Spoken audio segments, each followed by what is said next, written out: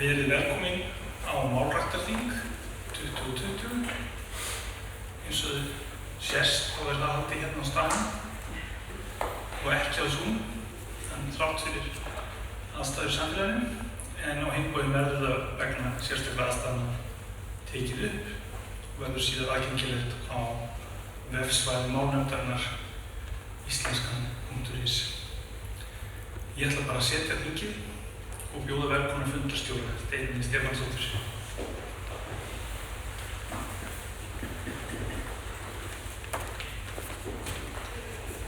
Þakka þér fyrir, Árni. Ég býð ykkur velkomin á Málræktarþing við þessar fremur sérkennilegu aðstæður. Ég verð að viðurkenna að ég dáist að þessari hugkvæmni hérna með stóla, finnst þetta sniðugt.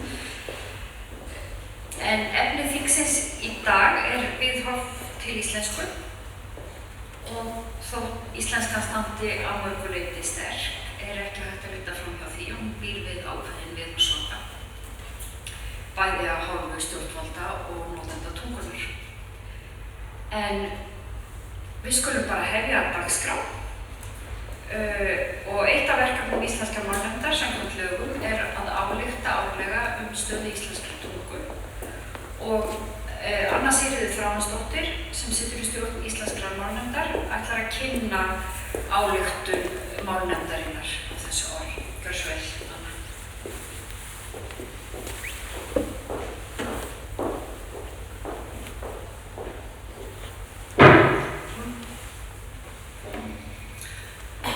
Ályktun stöðu íslenskrar tungu 2020. Íslensk málnefnd skipuð af menntamálaráðherra samkvæmt lögum nr. 61/2011 stöðu íslenskrar tungu og íslensks táknmáls. Í lögunum kveðið á að stjórnvöld skuli tryggja að unnt sé að nota íslensku á öllum sviðum íslensks þjóðlífs og ennfremur að ríki og sveitarfélög beri ábyrgð á að varðveita og efla íslenska tungu og skuli þau sjá til þess að hún sé notuð. Eitt af hlutverkum íslenskrar málnefndar að álykta árlega stöðu tungunnar. Hér fer á eftir ályktun íslenskrar málnefndar stöðu íslenskrar tungu árið 2020. Viðhorf til íslenskrar tungu, staðar og horfur. Viðhorf málnotenda og stjórnvalda geta skipt sköpum þróun og afdrif tungumála, ekki síst í nánu sambýli tveggja eða fleiri mála. Þegar í umræðu stöðu íslensku blasir við ákveðin ímyndar og viðhorfsvandi. Íslenskt mál virðist ekki jafn mikilvægur þáttur í sjálfsmynd Íslendinga og áður var. Það gjarnan tengt við fortíð sem einkenndist af einangrun og fátækt og bókmenntaarfurinn virðist skipta minna máli í heimi fjölbreyttrar afþreyingar af ensku þar sem bóklestur á undanhaldi. Gera má ráð fyrir að það hafi talsverð áhrif á viðhorf til íslensku að árabil hafa mikilvægar atvinnugreinar snúast viðskipti og þjónustu við útlendinga sem veitt á erlendum tungumálum en langmest ensku. Markmið íslenskrar málstefnu að unnt sé að nota íslensku á öllum sviðum virðist því langsóttara en margir hugðu. Við nýjar aðstæður í samfélaginu á þessu ári kom berlega í ljós að ritmál í ferðaþjónustu nánast eingöngu á ensku eða öðrum erlendum málum. Það kom sér illa þegar markaðssókn tók nýja stefnu og hægt var að beina markaðsefni að erlendum gestum vegna ferðatakmarkana af völdum farsóttar og því beint af þeim sem búa á Íslandi. Í menntakerfinu hefur viðhorfið ekki verið íslensku sérlega hliðholt á undanförnum árum og áratugum. Í grunnskólum íslenska að vísu ofarlega á lista yfir námsgreinar sem nemendur telja mikilvægar, en hún frekar neðarlega á blaði þegar spurt vinsældir og skemmtigildi einstakra greina. Í framhaldsskólum hefur eiginleg umfjöllun íslenskt mál dregist saman, tungumálabrautir að hverfa og með þeim kennsla eðli og hegðun tungumála. Í háskólasamfélaginu ber æ minna á að rannsakendur miðli fræðum sínum á íslensku. Vitundarvakning menntamálaráðherra, áfram íslenska, vekur vonir að hægt verði að snúa viðhorfum til málsins í jákvæðri átt, verði henni fylgt eftir með þeim mannafla sem þarf til.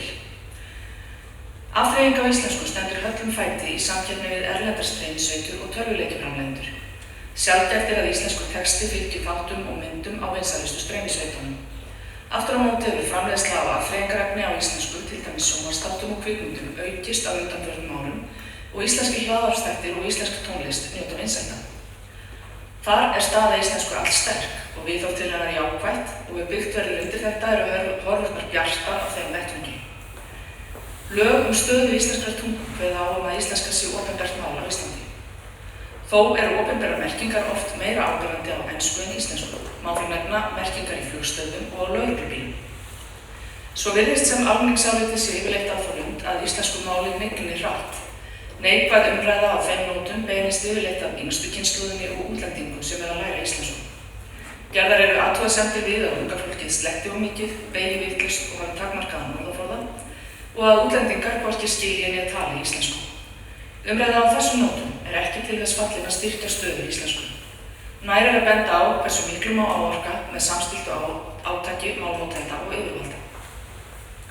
Mikilvægt er að hafa í huga að það er aðgengismál og jafnréttismál að íslenska sé jafnan notuð, enda eru tök íslenskra málhafa á erlendum tungumálum afar mismunandi og stöðug enskunotkun getur leitt til þess að hluti samfélagsins sé útilokaður frá ákvæmum þáttum þess. Síðustu áratugi hefur það sjónarmið heyrst að útilokandi sé að nota íslensku, en færa má rök fyrir því að það sé ekki síður útilokandi að nota hana ekki. Gott íslenskunám er einnig mikilvægt jafnréttismál, meðal annars til að koma í veg fyrir að gjá myndist milli kynslóða og þjóðfélagshópa. Aðgerðir. Efla þarf jákvætt viðhorf til íslensku á öllum sviðum. Dæmin sanna að hægt er að snúa öfugþróun við og efla íslenska tungu. Það er breytingar á ferðamennsku og fyrirtækjarekstri sem fylgir farsóttinni, fela í sér sóknarfæri fyrir íslenskt mál og tækifæri til viðhorfsbreytingar. Það þyrfti að nýta þegar vöxtur færist í ferðaþjónustu á ný og hvetja fyrirtæki til að bjóða vörur sínar og þjónustu ávallt fram á íslensku til jafns við önnur tungumál. Enginn ætti að geta ferðast Ísland án þess að komast að því að hér á landi er talað sérstakt tungumál en ekki aðeins enska. Leggja má áherslu á að málið snúist sjálfsvirðingu. Engu hóteli dettur í huga að láta gest koma að óuppbúnu rúmi og jafn sjálfsagt á að vera að íslenska sé ávallt sýnileg ásamt ensku ef þurfa þykir. Í menntakerfinu þarf að fylgja átakinu áfram íslenska vel eftir og efla það viðhorf með nemendum, kennurum og stjórnendum að ekki sé síður mikilvægt í vísindum og listum að miðla á íslensku en öðrum málum. Námsefni og kynningarefni málstefnu þarf að snúa í auknum mæli að almenningi og skólakerfinu. Full ástæða er til að styrkja viðleitni til að miðla umræðu íslenskt mál og málstaðal meðal almennings og yngri kynslóða sérstaklega. Halda þarf á lofti hlaðvarpsþáttum á íslensku og þeim streymisveitum, innlendum sem erlendum, sem bjóða efni á íslensku eða með íslenskum texta. Hér skipta þeir sem hafa áhrif á ungt fólk miklu máli og það þarf að hlúa að grasrótinni. Erlendar streymisveitur eiga ekki að komast upp með að láta íslensku lönd og leið. Þó að íslensk lög nái ekki yfir þær, ætti almenningsálitið að geta gert það. Jafnframt er mikilvægt að fjármunum sé varið í að íslenska allt efni á vandaðan hátt. Það þarf að styðja með ráðum og dáð við framleiðslu á íslensku útvarps- og sjónvarpsefni fyrir innlendar og erlendar veitur og þar er þörf á samhæfðu átaki stjórnvalda og atvinnulífs. Íslensk stjórnvöld verða að framfylgja lögum íslenska tungu af ákveðni. Meðal annars þarf að tryggja að merkingar séu alltaf áberandi á íslensku allstaðar. Stjórnvöld verða að gegna forystuhlutverki og bregðast hratt og vel við ábendingum að íslenska sé ekki notuð. Það hafa þau iðulega gert, en stundum hefur þó gætt áhugaleysis á málefnum íslenskrar tungu. Mikilvægt er að skilningur á viðhorfsvandanum liggi til grundvallar í öllum auglýsingum og kynningum sem brýn þörf er að efna til núna í kjölfar þingsályftunartillögu nr. 36/149 frá 2019. Þörf er á vitundarvakningu meðal almennings að íslenska er síbreytileg og til í mörgum myndum. Gefa þau börnum og ungmennum, ungu fólki og útlendingum tækifæri til að tjá sig á íslensku við öll tækifæri. Hvetja á fólk til að láta rödd sína heyrast án þess að strax gjósi upp dómhörð umræða málnotkun. Allir þurfa að leggjast á eitt, ríki og sveitarfélög, menntakerfið, aðilar vinnumarkaðarins og síðast en ekki síst almenningur til að efla jákvætt viðhorf í garð íslensks máls. Framlag atvinnulífsins getur aukið aðgengi að íslensku verulega, til dæmis varðandi íslensku menntun aðfluttra Íslendinga. Því er mikilvægt að þessar samfélagsstofnanir móti stefnu tungumálið og hafi aðila á sínum vegum sem sinni því málefni. Íslensk málnefnd hefur margoft ályktað mikilvægi þess að styrkja stöðu íslensku í almannarými. Finna þarf leiðir til að auka meðvitund þeirra sem nota tungumál opinberlega, hvetja þá til að vanda til verka og sýna ábyrgð. Snúa þarf viðhorfinu til íslensku á þann veg að það sé í senn aðgengis- og jafnréttismál að nota íslenska tungu. Það sé réttur erlendra gesta að kynnast framandi tungumáli á nýjum stað. Auk þess sem það sé réttur íslenskumælandi neytenda að fá upplýsingar vörur og þjónustu á íslensku. Íslensku átak íslenskra stjórnvalda þarf að höfða til ábyrgðarkenndar þeirra sem málið varðar.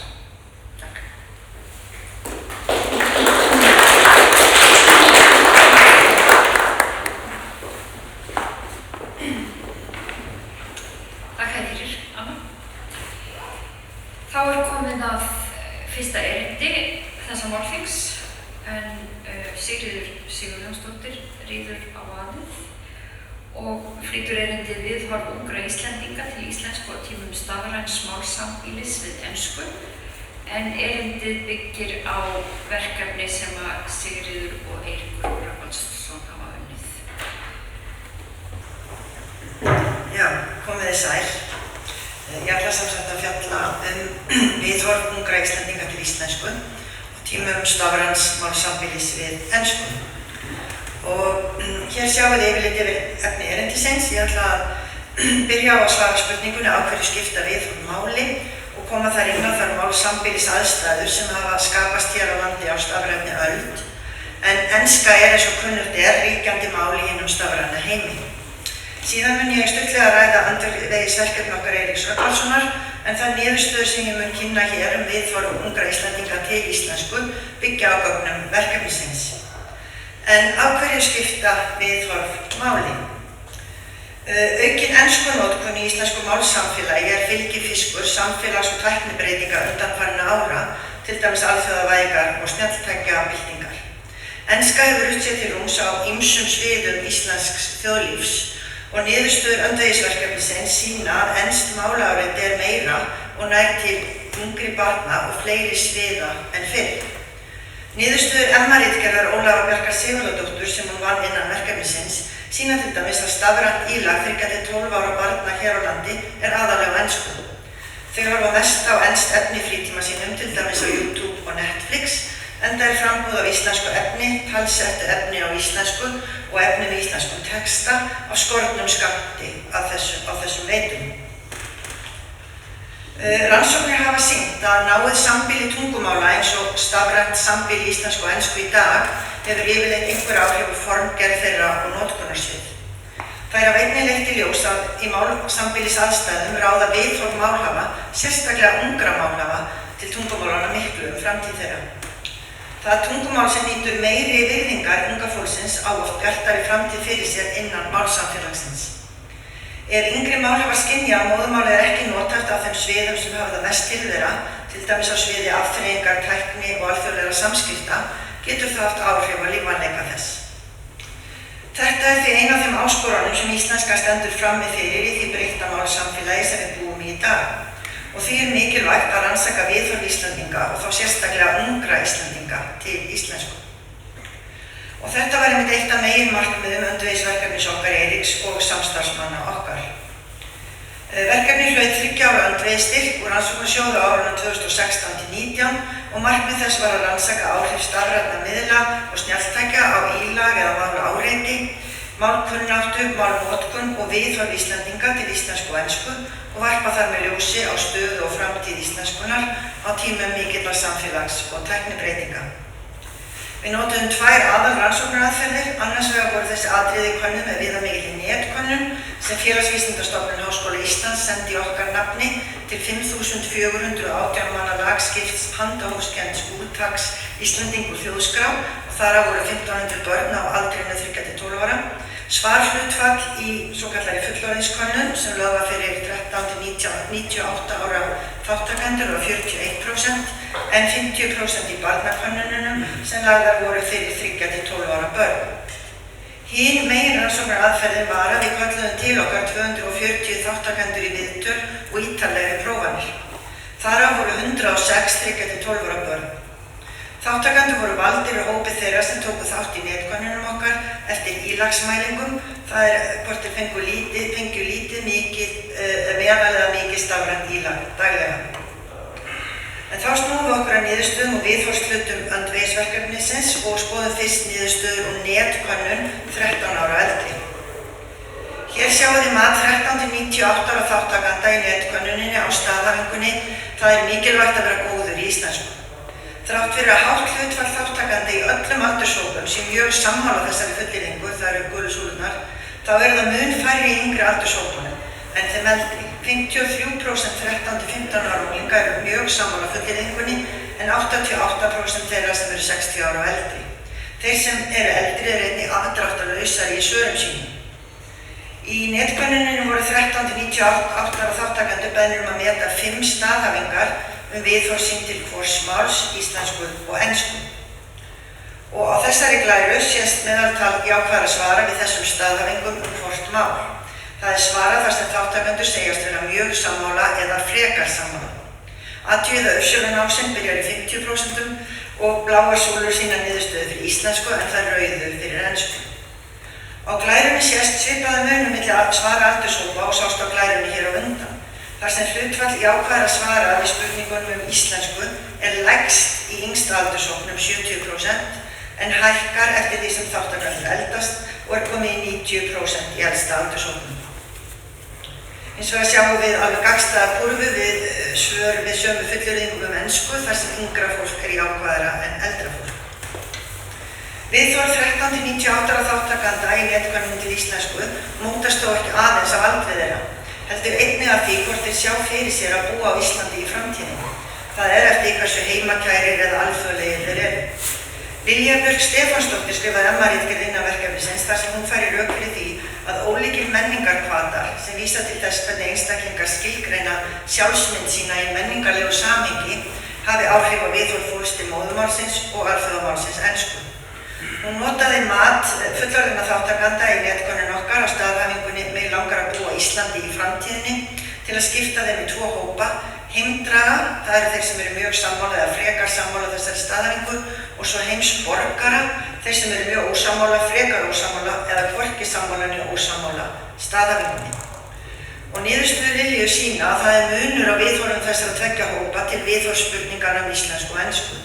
Heimdragar sem eru sammála því að þá langi til að búa í Íslandi í framtíðinni eru alltaf jákvæðari gagnvart íslensku. En aftur á móti eru heimsborgarar sem ekki eru sammála fullyrðingunni alltaf jákvæðari gagnvart ensku. Og það athyglisvert að það meiri munur á svörum hópanna við spurningum um íslensku en ensku, eins og sést á myndunum, þar sem dökkgræni og ljósgræni liturinn sýna hlutfall þáttakenda sem eru mjög eða frekar sammála fullyrðingunum á glærunni. Þessar niðurstöður netkönnunarinnar benda til að viðhorf unglinga og fullorðinna til íslensku séu almennt jákvæð. Samt kemur fram aldursbundinn munur á viðhorfum yngra og eldra fólks, þar sem unglingar og yngra fólk neikvæðara gagnvart íslensku en eldra fólk. Einnig kemur fram munur eftir því hvort þátttakendur sjá fyrir sér að búa í Íslandi í framtíðinni eða ekki, þar sem þeir sem sjá það ekki fyrir sér eru neikvæðari gagnvart íslensku. En skoðum nú niðurstöður viðhorfshluta viðtalana sem tekin voru við 13–16 ára unglinga. Berglind Hrönn Einarsdóttir skrifaði MA-ritgerð innan verkefnisins um þetta efni. Hún skoðaði svör 48 unglinga á aldrinum 13–16 ára í viðtölum og þeir voru meðal annars spurðir 10 spurningar viðhorf sín til íslensku og ensku og þegar unnið var úr svörum unglingana var notuð þemagreining til að finna þemu sem voru sameiginleg svörum þeirra. Og hér má sjá dæmi svör unglingana þegar þeir eru spurðir hvort þeim finnst þeir tala góða íslensku. Unglingnum í fyrsta dæminu finnst hann tala ágæta íslensku og þegar hann beðinn að rökstyðja svar sitt nefnir hann að hann sé ekki þáfallsjúkur og fái góðar einkunnir í íslensku. Í miðju dæminu svarar viðmælandinn þessari spurningu með neyi og rökstyðji það með því að hann sé allur í einhverjum málvillum. Í síðasta dæminu það sama upp á teningnum. Unglingurinn telur sig ekki tala góða íslensku. Ástæða þess sé sú að hann sletti of mikið ensku þótt hann reyna að vanda sig en hann finni oft ekki rétta íslenska orðið. Þegar unglingarnir eru spurðir hvort þeim finnist mikilvægt að tala góða íslensku þá svara langflestir því játandi. Ástæðan sem flestir gefa fyrir þessu svari að þeir segjast öðlast virðingu eldra fólks með því að tala góða íslensku. Þetta viðhorf má sjá bæði í fyrsta dæminu hér þar sem viðmælandi segir að það sé tekið meira mark á manni, sérstaklega þegar maður er unglingur, að tala góða íslensku og það komið sér bara almennt vel. Í síðasta dæminu á þessari glæru kemur fram svipað viðhorf þar sem viðmælandi segir að hann reyna að vanda sig þegar hann tala við eldra fólk og í formlegum aðstæðum. En hann nefnir einnig viðhorf sem var nokkuð ríkjandi hjá unglingunum Það er að það skiptir máli að vera góður í íslensku til að standa sig vel í íslensku tímum og í prófum. Viðmælandinn í miðjunni nefnir svo varðveislu íslenskunar því íslenska sé svo einstakt og fallegt tungumál. Neikvæð viðhorf til íslensku koma þó einnig fram. Hér dæmi frá þremur þáttakendum sem eru almennt jákvæðari í garð ensku en íslensku. Sá fyrsti segist ekkert græða á því að tala góða íslensku, en hann græði hins vegar heilmikið á því að tala góða ensku. Þá geta hann unnið erlendis og átt samskipti við fólk frá öðrum löndum. Viðmælandanum í miðjunni finnst aðeins mikilvægt að tala góða íslensku á Íslandi. Hjá honum kemur fram það viðhorf að íslenska sé ekki mikilvæg nema fyrir þá sem sjá framtíðina fyrir sér á Íslandi. Og þetta samræmist þá niðurstöðum Lilju Bjarkar Stefánsdóttur heimdra og heimsborgara sem ég nefndi hér áðan, þar sem heimsborgarar eru neikvæðari gagnvart íslensku. Síðasta viðmælandanum hér finnst hann aðeins græða á því að tala góða íslensku í skólastarfi því þá fá hann hærri einkunnir. Góð enska gerir hins vegar allt í lífinu miklu auðveldara.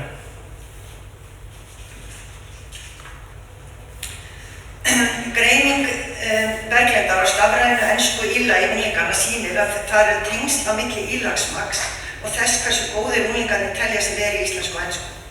Þeir unglingar sem hafa hátt hlutfall stafræns ensks ílags í málumhverfinu telja sig góð í ensku en meta íslensku færni sína aðeins í meðalagi eða ekki mjög miklu. Þeir unglingar sem hafa lágt hlutfall ensks ílags í málumhverfinu telja sig hins vegar almennt góða í íslensku en ensku færni sé aðeins í meðalagi. Magn stafræns ensks ílags virðist því hafa áhrif á þær hugmyndir sem unglingarnir gera sér íslensku og ensku færni sína. Ef við drögum saman niðurstöðu viðtala við 13–16 ára unglinga þá kemur fram skýr munur á viðhorfi þeirra til íslensku og ensku. Þótt viðhorf þeirra sé almennt jákvætt í beggja málum. Þannig tengja þau góða færni í íslensku við að tala rétt mál en einnig við skólastarf og einkunnir í íslensku og það hafa góðan orðaforða svo þau þurfi ekki að sletta ensku. Það þema sem unglingarnir nefna oftast þegar spurt hvers vegna það sé mikilvægt að tala góða íslensku virðing eldra fólks. Enska hins vegar í þeirra huga tengd afþreyingu í hinum stafræna heimi, ferðalögum til útlanda, tækni og tækifærum erlendis. Þau hafa mikinn áhuga á ensku og eru mjög meðvituð það að góð enskukunnátta getur opnað ýmsar dyr. En íslenskan eins og þau sjáist tengist aldrei mikið bara skólastarfi og svona boðum og bönnum að passa sig að sletta ekki ensku og að tala ekki með málvillum. Í barnaviðtölunum voru viðhorf 3–12 ára barna til íslensku og ensku könnuð með eiginlegum viðtölum, bæði við börn og foreldra þeirra. Ólöf Björk Sigurðardóttir skrifaði MR innan verkefnisins þetta efni og hún skoðaði svör barnanna við 9 spurningum í barnaviðtalskönnuninni og aftur var þemagreining notuð til að finna sameiginleg þemu í svörum barnanna. Og Ólöf Björk vann með svör 40 barna en þau voru valin út frá daglegu magni stafræns ílags samkvæmt mati foreldra. Börnunum var skipt í 4 aldurshópa og í hverjum aldurshópi voru svör 10 barna skoðuð þar sem 5 fengu mikið stafrænt ílag og 5 lítið. Á gröfunum hægra megin á glærunum má sjá heildardreifingu ílags í mínútum í hvorum hópi og eins og sést þá talsverður munur á því stafræna ílagi sem hóparnir fá. Niðurstöður athugunarinnar benda til að viðhorf 3–12 ára barna til íslensku og ensku séu almennt jákvæð. Í svörum barnanna þema samskipti ákveðið leiðarstef en þar hafa tungumálin þó að mestu aðskilin umdæmi. Umdæmi íslensku eru samskipti á Íslandi og í hugum barnanna íslenska greinilega samskiptamáli hér á landi og því telja þau mikilvægt fyrir alla sem kjósa að setjast hér að ná tökum á íslensku. Umdæmi ensku hins vegar víðara og margbrotnara. Það tengist hinum stafræna heimi en nær einnig til ferðalaga til útlanda og samskipta við innflytjendur og útlendinga hér heima. Einnig viðurkenna börnin við ákveðnar aðstæður sem tengjast helst notkun þeirra á stafrænum miðlum, slettiðu ensku eða tali ensku við íslenska vini sína. Og lítum á 2 dæmi. Dæmi vinstra megin sýnir íslenskt barn sem talar ensku við pólskan vin sinn á yngsta stigi í grunnskóla. Það áhugavert að börnin segjast nota ensku til samskipta við vini sína sem innflytjendur, bæði í leik og grunnskólum. Þótt enska sé ekki móðurmál viðmælandans og hann hafi ekki endilega forsendur til að halda uppi samræðum á ensku frekar en íslenska barni. Þetta sýnir mikilvægi ensku sem samskiptamáls á Íslandi við ákveðnar aðstæður hér á landi. Viðmælandinn hægra megin kemur inn á athyglisvert atriði í sambandi við málnotkun þegar spilaðir eru gagnvirkir tölvuleikir á ensku. Hann segir að við þær aðstæður sé flókið að halda samskiptum eingöngu á íslensku. Samskiptin litist því oft af enskum orðum þótt börnin aðlagi að einhverju leyti íslensku málkerfi. Þetta er áhugavert og bendir til þess að þrátt fyrir mikla enskunotkun sumra þessara barna þá séu reglur íslensks málkerfis enn virkar í huga þeirra. Sáðu þetta hana með pistúlið. Ólík viðhorf barnanna til málanna tveggja koma fram í tengslum við skólastarf. Börnin tengja góða færni í íslensku við íslenskukennslu í skólanum þar sem þau læri meðal annars að tala rétt mál. Í skólanum telja þau sig eins og að læra litla ensku, því hana læri þau frekar af því að horfa á enskt efni og spila tölvuleiki í frítíma sínum. Börn með mikið stafrænt ílag eru líklegri til að segjast hafa lært ensku á þennan hátt. Og lítum á dæmi. Öll börnin voru sammála því að þau væri góð í íslensku en þau vildu samt bæta sig. Helst vildu þau bæta sig í málfræði, sérstaklega orðflokkagreiningu. Eins og sjá má í dæminu vinstra megin þar sem viðmælendinn segist ekki vera nógu góður í að finna föll orða og flokka fornöfn í undirflokka. Þetta áhugavert viðhorf, þetta segja hann. Það sama upp á teningnum þegar spurt er gott að kunna íslensku, en öll börnin voru sammála því.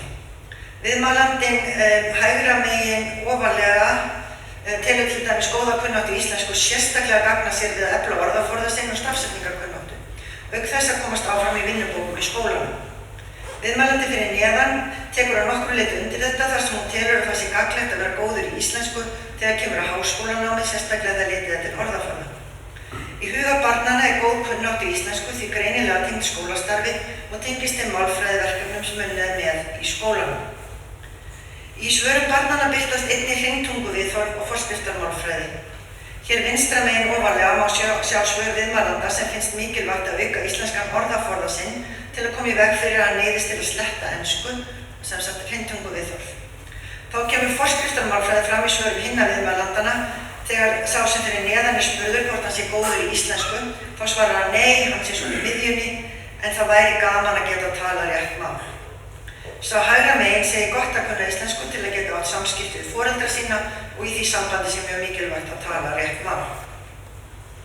Og ef við drögum saman viðhorf barnanna til íslensku, þá tengja þau rétt eins og unglingarnir góða færni í íslensku við skólastarf, þar sem þau læri málfræði, sérstaklega orðflokkagreiningu og stafsetningu.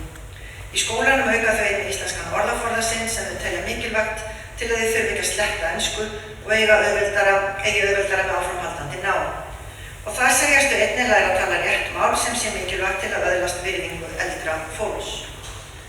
Niðurstöður öndvegisverkefnisins sýna því að færni í móðurmálinu virðist nátengd árangri í íslensku sem námsgrein í skólanum, bæði í hugum 6-12 ára barna og 13-16 ára unglinga. Skólasamfélagið og þau viðmið sem þar gilda, hringtungustefnu og forskriftarmálfræði, hafa því mikil áhrif á viðhorf barnanna og einnig unglinga til íslensku, rétt eins og komið hefur fram í fyrri rannsóknum á þessu efni og Finnur Friðriksson á örugglega eftir að koma inn á hér á eftir. Og þá eru það loka orðin. Eins og ég nefndi í upphafi erindisins þá skipta viðhorf málnotanda til móðurmálsins í sköpum fyrir þróun þess og framtíð í málsambýlisaðstæðum eins og þeim sem nú eru ríkjandi á Íslandi. Ungverjinn Andrés Kornæ nefnir 3 skýr merki yfirvofandi dauða tungumáls. Fyrst skerðist notkunarsvið málsins, síðan verða viðhorf til málsins neikvæð og loks skerðist málkunnátta málafa. Í niðurstöðum öndvegisverkefnisins má sjá merki öll þessi atriði.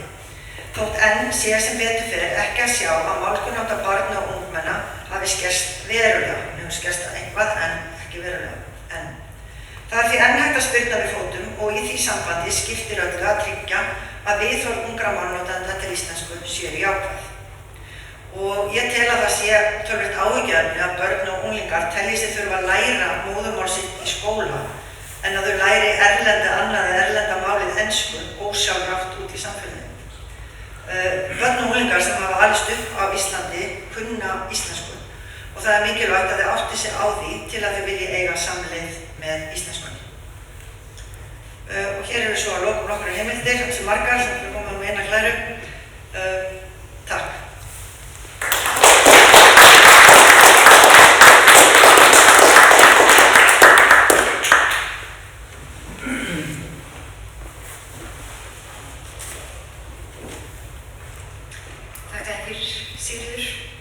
Það er ljóst að við eigum verk að vinna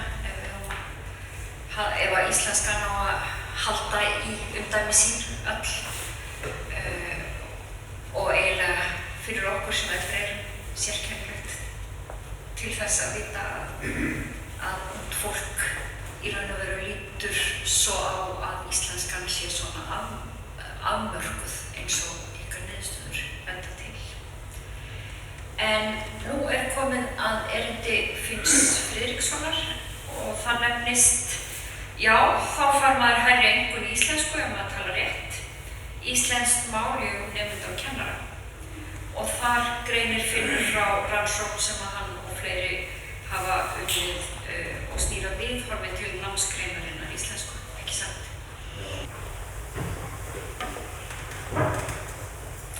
Komið sæl, eins og titillinn hér bendir til, þá þeir eru þegar að sjá þessa tilfellingu, sem Sigurður sagði þér rétt á það.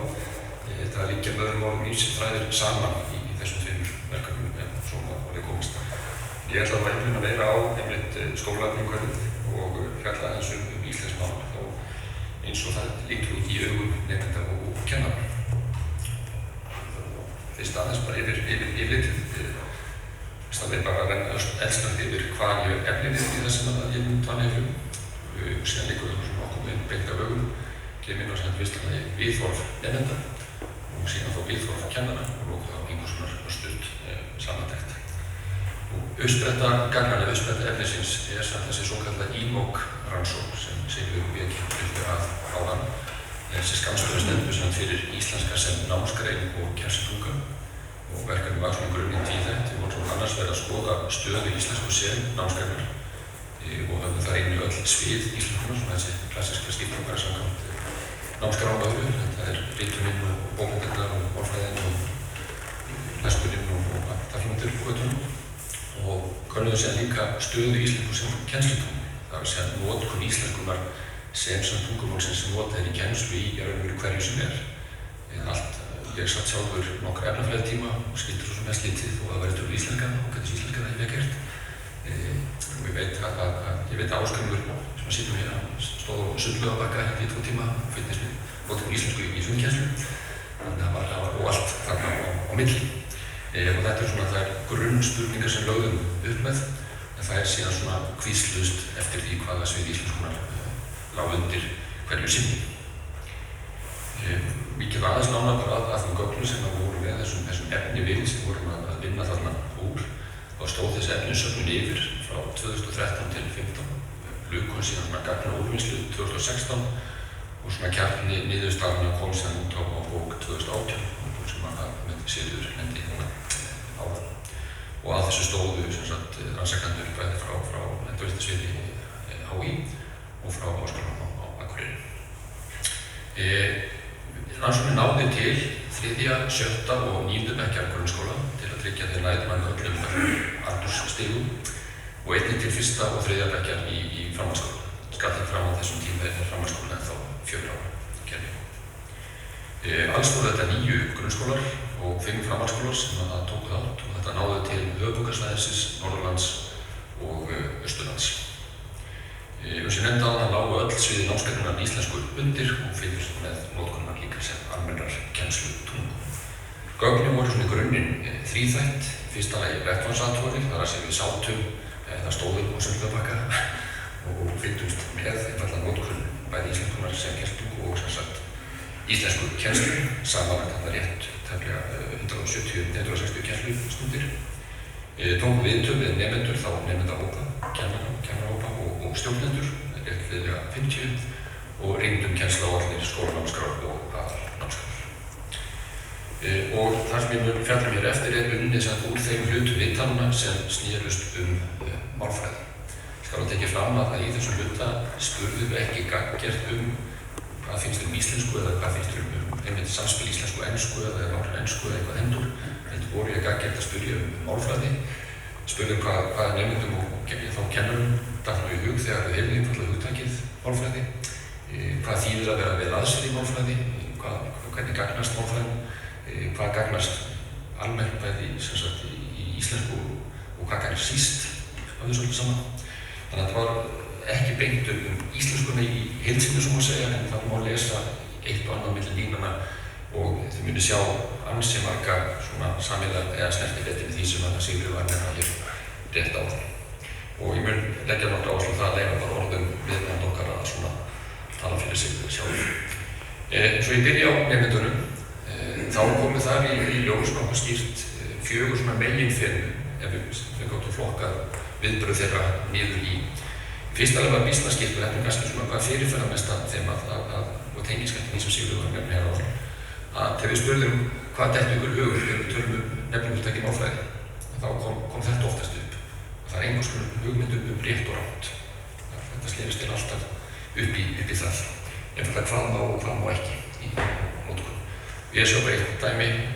Þarna var nefnilega spurning hvað dettur ykkur hug þegar þið heyru orðið málfræði. Málfinnur, altså kennslubókin.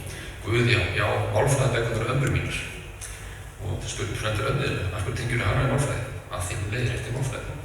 Þannig að hlutverk málfræði sem sagt að leiðrétta svona orðið komast. Annað sambarlegt dæmi hér voru spurð beint hvað væri að vera að sér í málfræði. Þá snýst út til þetta sem hún þarf maðurna að mikilvæg þess að tala nú ekki vitlaust og mikilvæg þess að tala rétt. Það er svo þetta hlustu eitthvað sem er að segja allt rangt og í vitlausu röð og þannig. Svo fyrir alltaf fleiri og fleiri að tala svona, þannig að þetta er bara lókum bara vitlaust. Þetta snýst bara það sem er rétt og það sem er vitlaust, svona orðið komast. Annað þema sem kom upp býsna skýrt og mun dúkka upp líka eftir hjá kennurum er nokkuð togstreita á milli gagnsemi og gagnsleysis málfræði. Svo við séð líta nefnendur svo á að þessi öllu tæki til að kveða upp það hvað er nú rétt og hvað er rangt í málfræði. En leið þá voru nefnendur fljótir að tíma til ýmiss konar málfræði hugtök þegar við spurðum gagnlegt hvað í íslensku náminu finnst þér og nýtast þér síst. Og ég bara 2 svona fljótlega dæmi. Ég svara einn nefnandinn, ég spurt foreldra mína, vitið þið hvað til dæmis frumlagar í setningu? Þau vita það ekki, þau bara áreitu lífið þrátt fyrir það. Það er svona hægt að lifa þokkalegu lífið þú bara, það vært ekki alls bara hreinu. Og svipað hér kannski aðeins ítalega, hérna spurðum við sömu spurningur nokkur daginn, hvað er nýst ykkur svona síst? Farsbeyging, orðflokkarnir og sagnorð og bara allt. Og það var að flækja hlutina, orðflokkar. Ég skil ekki að við endilega vita til orðflokkar, því að sérstaklega uppsigað við orðflokkar. Svona málfræðireglurnar, þú veist eins og farbeygja og allt aðrast. Ég er bara búið að tína til bara býsna trúarhlut af svona hugtakaflokkanum í tengslu við málfræðina. Þetta er þema sem kom ítrykkað upp í spjall okkar við nemendur. Þriðja þemað er svona kannski beinu framhald af þessu að það kemur fram mjög skýrt ósamræmi hjá nemendum á milli þess sem að þeir vilja læra og þess sem læra sín í raun og veru í skólanum. Þeir telja ómiklum tíma varið í þessa klassísku skólamálfræði á kostnað þess að verða vel lesandi og vel ritfær. Alltaf getur vitna bara beint í nemendur, eins og við sjá það enn uppsigaði orðflokkarna. Orðflokkar, ég skil ekki akkur þeim endalega vita alltaf orðflokkar. Og rannsakandinn spyr þá, já, þetta átti mikil tími það kannski? Já, eiginlega, já. Við förum alltaf aðla bara í það núna, fattar við. Þetta er svona endur fyrirferðar mikið. Og svo setjum nótum hér. Mér er starfsynning og þú veist, ég myndi vilja að þú veist læra meira, gera meira svona ríkir og svona, af því ég veit að mér þurfa að gera það meira í framtíð. Ég er svona kallað eftir einhvers konar bara einhvers konar málnótkun eða eitthvað sem nýtist á í einhverju víðara samhengi. Reyndar svo aðeinsvert að þetta er svona nemandi í 9. bekk og almennt síðan voru grunnskólanemendur þeir auðvitað svolítið eftir meiri svona rit- og lestrarþjálfun. Svo sáum við ekki þess að komið framhaldsskóla og það töldu margir nemendur sem vantaði með málfræðigrunnin til að geta verið að skrifa þessar ritgerðir og þess sem voru mikið að vinna það er svona ákveðin mótsögnastuð í þarna viðurkenndi. Nú fjórða og síðasta þeirra sem kom fram hjá nemendurum svona kannski meira svona eitthvað að segja félagsverks eðlis eða eitthvað svona að það kom fram að mátti víða greina ákveðna andstæðu á milli þess sem þeir læra í skólanum og síðan þess efnis eða þess lærdóms þeirra kunnáttu sem þeir koma með sér inn í skólan annars staðar frá og virðist verið svo að skólinn svona klappir svolítið á kollinn fyrir það að koma ákveðna færni að heiman og beita henni sem inn í skólastofunni. Og svona hvað skýrst þetta með þetta kemur fram í þessu samtalsbút hér. Rannsakandinn spyr þarna hvað finnst ykkur við kunna, bara eða hugsa svona eins og þessi hefðbundin málfræðihugtök. Fyrst nefndi svara ég er rosalega góð í svona hugtökum og svona, svo kemur stafsningin og þá var það svona En þið strákar, og takið eftir þessum nemanda hér, nemanda 2. Já, ég skil rosalega mikið það sem ég læri, bara tekur mikið langan tíma að skilja hluti þegar að læra. Og nemendur 3 og 4 bregðast við. Hann sem sagt svona mastermindið í bekknum. Já, hann svona mjög heppinn að vera honum í liði í svona spurningakeppni. Já, ég skil, segir hann sagði, bara því ég hef lesið, segir þessi nemandi 2. Og það hann að vísi sem lestur sem hann stundar sjálfur heimi á sér, kemur á svona, ég skildi bara kalla svona rótkrónum hefðbundum bókaheimili, og kemur svo með þann menningarheimil svo að segja inn í skóla og nýtur góðs af því þar inni. Svo heldur þetta sama samtal beint áfram. Rannsakandi spyr, já, finnst ykkur þá skipta einhverju máli hvernig ég tali í skólanum? Nemendurnir virðast vera hjartanlega sammála það, segja já, og nemandi eftir að segja svo okkur, já, þá fann maður hærri einhvern íslensku en maður tala rétt. Og með því að tala hérna og tala rétt hann ekki endilega vísi það að tala rétt sem sagt það sem maður lært í skólanum. Heldur að hún kemur rétt að málið sem inn í skólan með sér í faktíski. Þannig að þessi svona hugmynd kemur upp hann og skýtur kollinum með reglunni við annars þar. Lítum þá til kennarana, þá komum líka ljós þar 4 svona megin þemum. Í fyrsta leið kom eitthvað svolítið óvart þegar við spurðum kennar svona hvað dettur ykkur því nefni hugtakið málfræði, hvað það er, að víða sáum við svona kannski frekar lítið mótaðar hugmyndir mál og málfræði. Hvað í þessu fólst eiginlega, hvað málfræði hugtakið þýðir í þeirra augum. Allir kennarnir voru á því að það verður afskaplega mikilvægt að vera að sér í málfræði, en síðan beindist umræðan hjá þeim mjög oft bara svona einhverjum einstökum atriðum. Blessuð þáfallsýkin, eins og vænta mátti sennilega, kom þar eiginlega alltaf við sögum. En svo komum svona atrið eins og við sjáum hér, einn kennar nefndi almenningur það að nota fæturnar. Hitt og þetta var týnd til einhver einstök orð eða einstök framburðaratrið eða eitthvað þingtum. Frekar var einhver svona heilstæð mynd, svona að segja. Þó voru til að við skýrar undantekningar og sumir virtust tengja mjög skýrt saman sem málfræðir og málnotkun. Sjá þennan kennar hér. Það þar að sé hér að spurðu hvaða þýðir og vera verið að sér íslensku. Hann svarar, það er sá sem kennar hefur fjölbreytt orðafáðu. Getur komið hugsunum sínu vel frá sér á þess að tafsa mikið. Svo er náttúrulega líka sá sem vel að sér íslensku. Hann vil lesi margt á íslensku. Hann veit mikið byggingu málsins, málfræðin allt þetta. Hann getur nýtt sér það í einhverja aðra þá bara greina orð í tætlur. En þú nýtist mann einhvern veginn að bæta málfar, getur reynt að skrifa og bara gert það allt og að vera allt sem nýtur í íslensku. Hann er komin einhvers konar svona heilstæðari sína hvernig það fléttast hvað er annað, orðafáði, lestur, málnotkun, málfræðin og það fram eftir göttum. Annað þegar sem kom hérna fram hjá kennurum þess að nefnda á hann hjá nemendum kemur upp með nokkurn reglubundum hætti hjá kennurunum, þessi tókstreita, þessar efasemdir eða tókstreita á milli gagnsinni og gagnsleysis svona málfræði kennslunar og sérstaklega þá koma kennar mér inn á þessa greiningarvinnu. Sjáum hér einn kennaran fer af stað þegar við spurðum þetta. Ég sé ekki mikið tilgang með því að vera út af mikið tími að kenna svona greinandi málfræði. Þá er ég að meina svona flokkum. Ég fer mjög lítið í þetta. En skömmu síðar í viðtalinu kemur sem þessi punktur. En mér finnst við samt fyrir að kunna einhvern grunn. Ég er þetta með svona hrifin af að allir læra kennimyndir sagna. Þá lærði hvernig beygingin er, fá svona tilfinningu fyrir þessu. Þannig ég skipti þessu svolítið, hvað skiptir máli og hvað skiptir ekki máli. Þannig að einhver greiningurinn að það var til staðar og svo þarf að ákvæða hvað þarf að vera inn í henni og ekki endilega allir sammála um það hvað þar er í heimaðarvinnu og hvað ekki. Og síðan svona til að fullkomna þennan hring sem að kenna snýst sjálfa sig þarna og ég held að þessi ágætt fyrir mig að vera vel aðri málfræði, ég myndi samt miklu frekar að var meiri þekking af bókmyndum. Þannig að svona svolítið óviss það hvað menn eiga að standa í þessu öllu saman. Þriðja þemað er svo að sem vænta mátti kannski að kennar að sjá skýra snertifleti á milli málfræðinnar og annarra þátta íslenskunnar. Eins og þessi kennari hér útskýrði það. Við höfum verið að æfa þátíð í þessum orðum eins og að sigla á templu. En maður getur ekki útskýrt málfræðilega og skrifa þetta alltaf vitlaust. Bara af hverju skrifa maður svona stofninni hér. Þannig að það er gott sem kennari getur gripið þessi málfræði hugtök sem rökstuðning fyrir því hvernig hann skrifa orðin rétt. Þannig að þannig séð hjálpar málfræðigreining til málvöndunar. Þannig að það er komin einhver skýr tenging þarna á milli.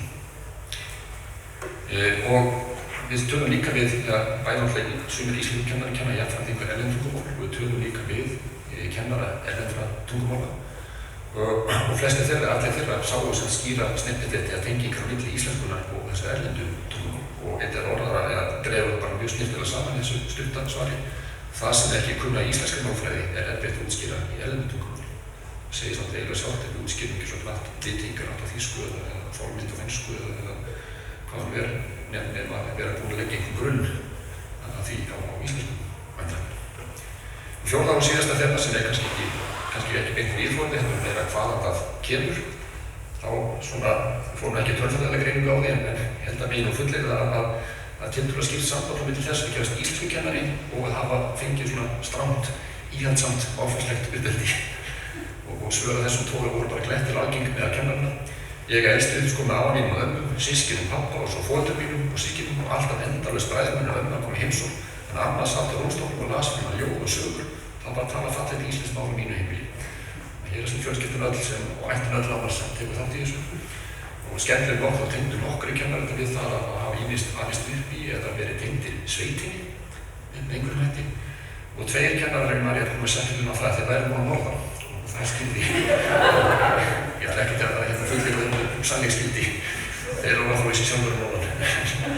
En það kom fram eitthvað, svo það sé hægt.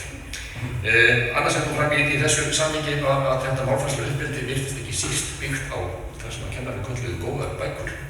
Var nú ekki alltaf sem þeir útlistu nánar hvað fólst í eða hvað þessar góðu bækur voru, en þegar það var nefnt þá voru Íslendingasögur og Halldór Laxness og mörgum tilvikum jólalestur. Þetta var það sem að líkur að baki þessu virðist vera. Það er svona nokkur dreiflandum bara eldsmögt saman. Kannski tvær sem alltaf margt svona vekur spurningar í þessu, kannski tvennt sem að svona einhverjum, ég segi ekki stuðaði mig, en svona vakti mig til umhugsunar. Ef við draugum saman kannski aðalega sem nefnum segja, þá virðist meira svona kannski pínu glannalega og en svo að íslenskan hefur þeirra augum svolítið þá ímynd að hún fyrst og fremst tækja til að tala rétt, en ekki endilega til að segja eitthvað að viti. Ekki endilega að tjá sig eitthvað eða að segja eitthvað, koma einhverju framfæri. Þetta meira að fylgja einhver reglum, svona pínu eins og að fara til umferðina til þess að fara til umferðreglum en ekki að komast einhvern ákveðinn stað. Svo mátti að við komast. Og þá fram því vakna á þessu útfyrir sem bæði nefndur og kennar að segja þessar efasemdir gagnsemina og gagnsleysi í málfræðinni og sérstaklega þessi greiningarvinna. Myndi þessi viðhorf breytast einhver með minnkandi áherslu á svona hugtakabundna greiningar sem við þykist vita að sé heldur minnkandi nú þegar í skólum og velta eitthvað fyrir hvað það sé jákvæmt en einhvern og hvaða niðurstöðu þannig skilja. Þar með lík ég mínu máli. Takk.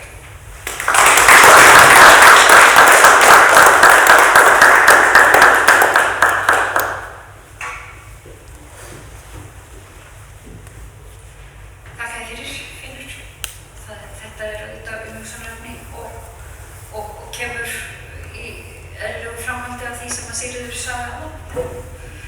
Og það er áhyggjuefni að íslenskunnar skuli að svona miklu leyti snúast form en fremur það að hún sé tæki til þess að tjá sig í íslensku samfélagi og bendir auðvitað til vaxandi umdæmisvanda tungumálsins.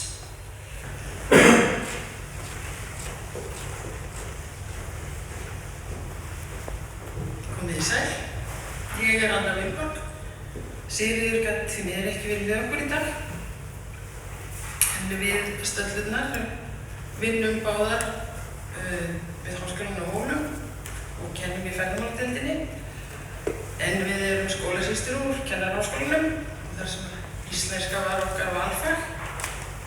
Þannig að við hittumst fyrst fyrir ansi mörgum árum síðan og svo aftur núna 40 árum seinna þetta bara.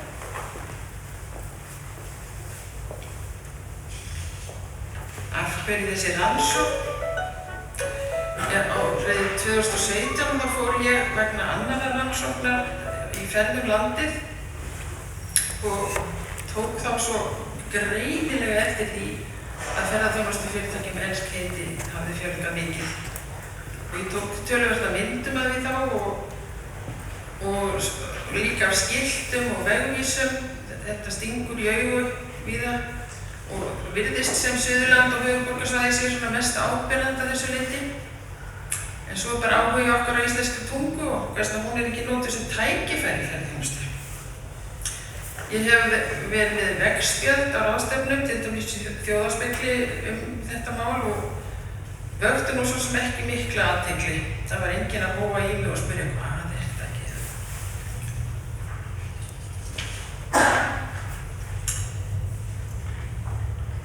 Hér er fyrirtæki sem heitir Lava Tunnel á ensku en Raufarhólshellir á íslensku.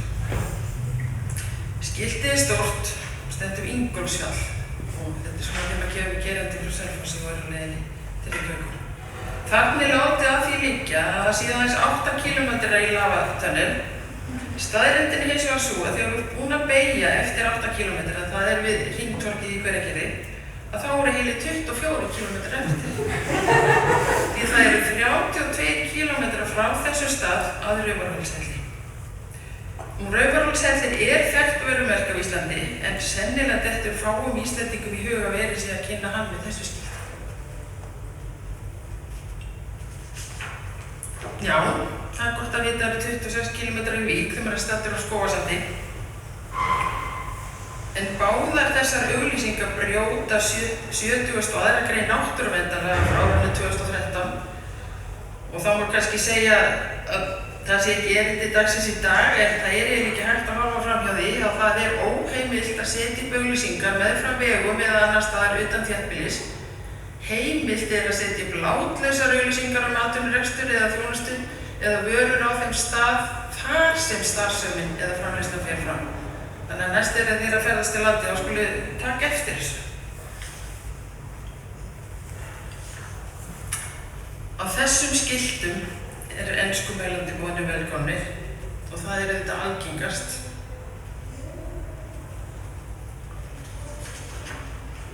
Hér á útidyrahurðinni á Litlabæ í Skötufirði stendur, ef þið sjáu þá, Welcome. Ætti ekki allir að skilja orðið velkomin jafn vel. Sjáu þið, sést þetta? Illa kannski. Af hverju stendur ekki bara opið og inngangur á þessu nýopnaða veitingahúsi?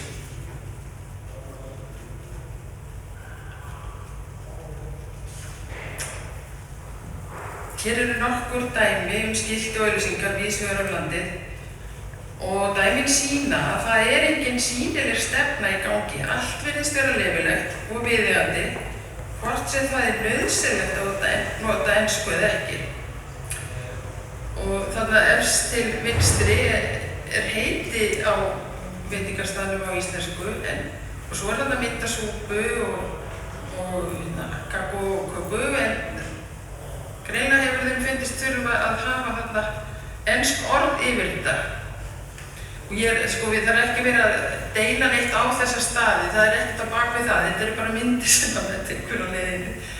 Og þannig Breiðavík með vegagerðarskiltið með öllum táknunum og svo er bara hinum megin við veginn niður Hótel Breiðavík, þar er hitt skiltið rauða þarna og virðist vera nýtt sko. Nú Olíolítis Coffee and Cake, já það er ágætt og það er borðið dálítið fjölgun í svona puffin líka gistingum og puffin túr þarna lengst til vinstri með smáletri stendur Ingólfshöfði þannig að þetta er í rauninni Ingólfshöfðaferðirnar með traktornum. Og það sjá allir væntanlega að Netto er matvöruverslun með þessari stóru mynd en þeim finnst greinilega nauðsynlegt að bæta þessu við Discount Supermarket. Nýjasta sem ég sá á Selfossi daginn, eða fyrir kannski mánuði síðan, það er þetta Fill Up. Mér finnst, já, ég vil ekki segja það. Þetta skilta Rangárvelli við Nærvíkholt, sem er nú bara nálægt Heklum, virðist vera á vegum vegagerðarinnar, ég veit það ekki. Er þetta óviðandi? Eða er þetta bara við siðið sem eru svona klikkaðar? Finnast þetta eitthvað skrítið allavega?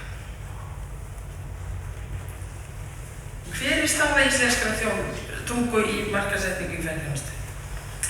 Við spyrjum að því Við komumst ekki hjá því að enska sé notuð á Íslandi samhliða íslenskunni.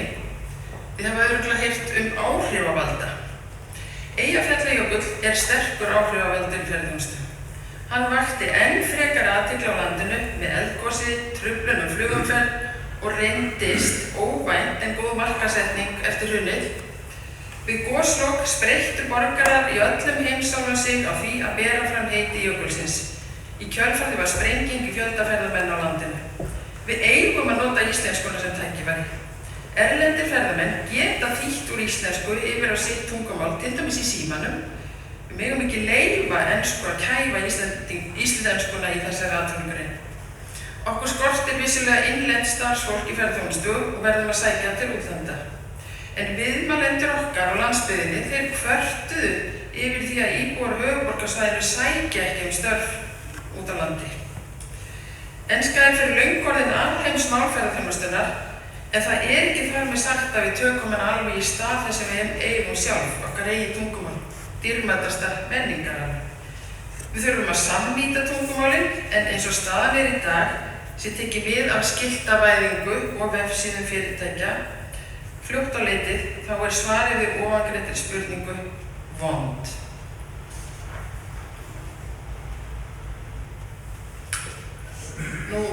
Við tókum viðtöl við 30 ferðaþjónustaðila og bara á Norður- og Suðurlandi, það kannski að því að önnur okkar býr fyrir norðan og hinn fyrir sunnan.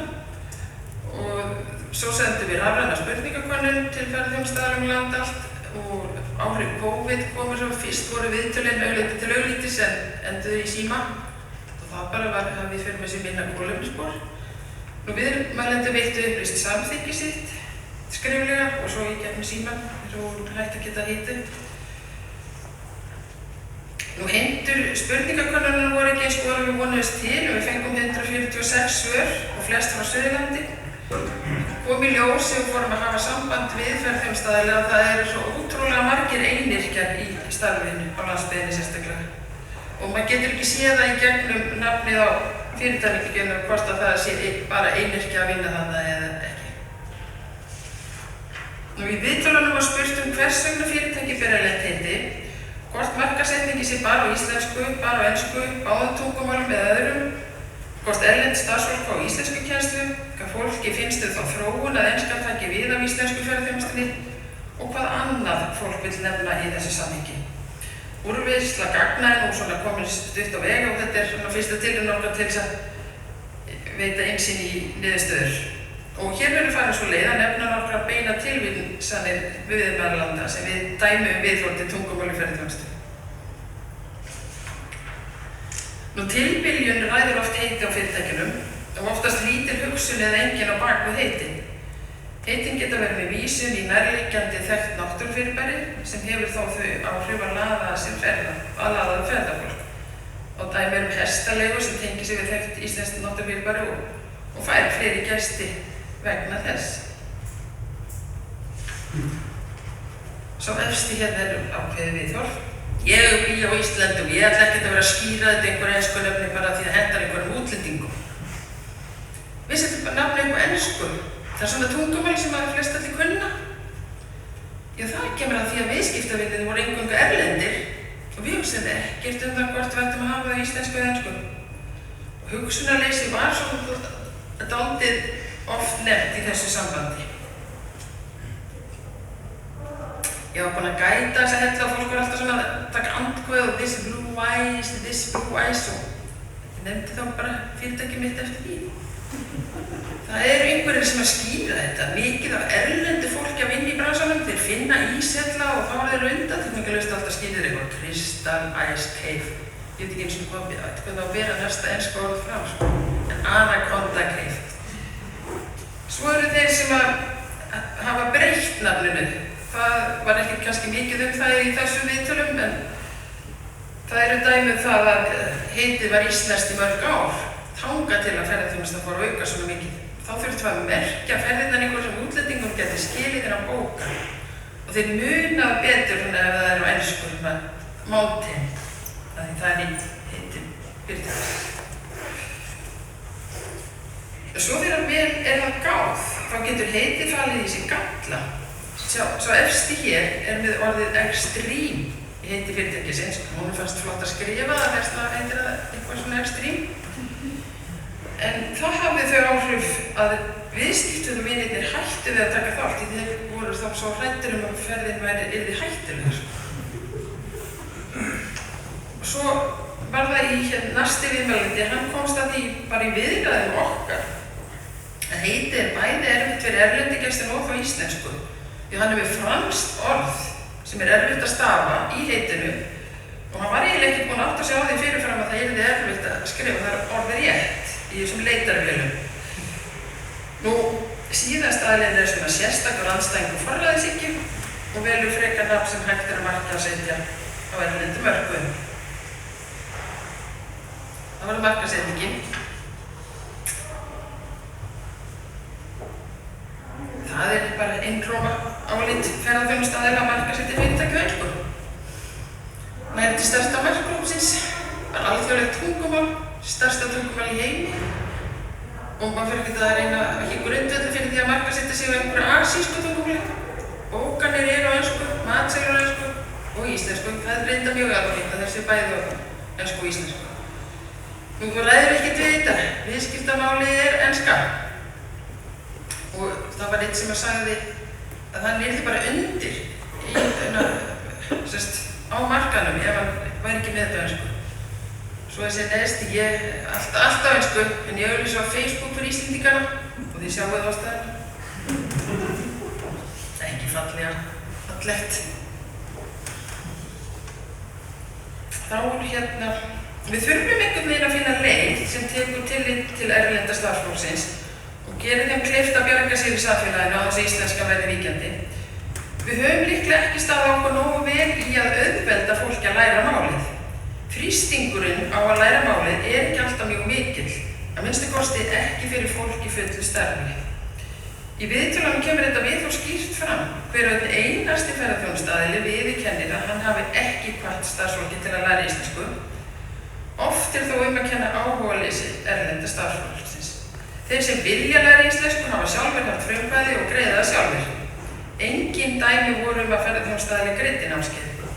En algengast að þeim sé bent á að leita eftir styrk hjá stéttarfélagi viðkomandi. Og yfirmenn þeir hliðra til í vaktaskipulagi. Og í könnuninni var einmitt spurt ástæði þess að fólki fer ekki á námskeið. Og þá kemur þetta fram að það hefur ekki áhuga á íslensku námi og það getur bara að bjarga sér á ensku í umhverfinu og þeir sem ekki eru með börn hafa lítil not fyrir íslensku utan vinnutíma þar sem þeir umgengst aðalega samlanda sína. Nú starfsfólki slappar of stutt við, það ekki framboð að hagnýta íslensku námi, nám frekar í boð á vetra tíma en ekki á sumrin, nám óheppilegum tíma til dæmis fyrir vaktavinnufólk og nokkru nefnda vinnustæðar hefði ekki áhuga á að styrkja íslenska nám starfsfólks og að íslenska nám yrði of dýrt fyrir vinnustæði. En það kunna jú alveg sumir íslensku en við höfum ekki þrýst á þau að læra íslensku. Það kannski pabbi helst og pabbi sérst á mínum aldri. Hann byrjar á að tala við þær á íslensku og svo bara skilja það ekki. Kemur bara svona I don't understand you. Við höfum ekkert ítt eitt sérstaklega á því, gætum ekki alltaf vel í því. Ég postaði námskeiði, rosa lítil viðbrögð. Oft þarf ykkur gulrót. Við borgum ekki námskeiðið. En það var einn sem vildi fara námskeið og það var yfirleitt á hans vinnutíma og við bara unnum úr því. Já, það minna að vera að reyna að leggja orð á minnið en það gefst ekki mikill tími til þess yfir hásumarið. En það er mikill áhugi og þau fóru námskeið og greiddu það sjálf. Svo er þessi spurning viðbrögð íslenskra ferðamanna við ensku ferðaþjónustu. Það kom fram þarna í viðtölunum að það var ekki mikið það og flestir ekkert að kippa sér upp við þetta en það var ekki mikill dónarskapur og eiginlega bara mjög lítið. En það einn eldri maður sem neitaði að tala við mann í móttökunni, strangi móttökunni. Ég er á Íslandi og ég ætla að tala íslensku. Hvað skoðan hefur þú að þróun tungumál ferðaþjónustu? Auðveldara hafa allt á ensku fyrir fólk sem er að reyna að finna okkur. Allt sem er íslensku hafa fólk erfitt með að skrifa rétt. Ég hef enga eitthvað skoðun á þróuninni. Mér finnst þetta rökrétt þróun. Kúnninn erlendur. Mjög mikilvægt að íslensku heitir séu sýnileg með þeim ensku. Til dæmis svo Diamond Beach. Ströndin heitir Eystri og Vestari Fellsfjara en það skilja fáir túristar. Við erum farin að tapa sérstöðu. Fólki finnst oft spennandi að reyna að bera fram nöfn á stöðum. Við erum aðlaga okkur allt og mikið Ameríkunum. Það er óþarf að setja skilti alls staðar. Hotel, lodges, rental cars. Þetta er fyrst og fremst sölumennska. Ferlega ljótt að sjá öll þessi skilti, sko. Sem ekki sammála þróun. Mér finnst þessi þróun sorgleg. Mér finnst líka sorglegt að keyra niður Laugaveginn. Ég myndi vilja gera eitthvað. Ef það kæmi svona svolítið alda í samfélagi sem myndi ýta við okkur í þessu auknu vitund. Dálítið skrítin þróun. Oft tala ferðamennir svo sem enga ensku og ekki heldur erlendir starfsmenn í ferðaþjónustu. Eitthvað að lokum. Kannski bara við getum gert hvort við getum gert betur að höfða til mismunandi þjóðerna og hafa upplýsingar á fleiri tungumálum, sérstaklega fyrir Frakka og Kínverja. Mér finnst þér einhverja að snýstu ferðaþjónustu og tungumálanotkun þá veist mér svolítið afvegaleitt. Þú getur ekki ætlast til þess að erlendi ferðamenn skilji íslensk nöfn. Íslendingar eru gesturistnir. Það er einstaka aðili sem bara er aftur á fornöldum og vill bara Ísland fyrir Íslendinga, sko.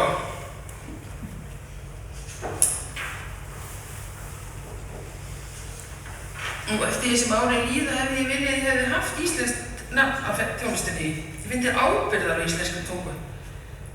Ég var alveg til við undir nota þetta tækifæri núna til þess að huglega sem þjóð hvernig ferðamannaland við viljum vera. Ég meina, ef að stjórnvöld fara með svona ákveðna tökum við umhverfisverndin í þetta, tökum málverndin, þannig að við séum að taka einhverja gæðastefnu. Þetta eru lokaorðin. Við þurfum að ræða þetta við ferðarþjónustuna. Takk fyrir áhuga.